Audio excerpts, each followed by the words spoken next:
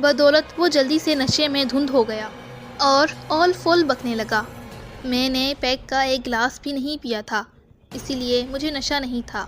کچھ دیر بعد وہ نشے میں ڈوب چکا تھا اور میں نے آگے بڑھ کر رابعہ کو کمرے سے باہر آنے کی اجازت دے دی۔ نہ جانے کب سے اس گھڑی کا وہ انتظار کر رہی تھی۔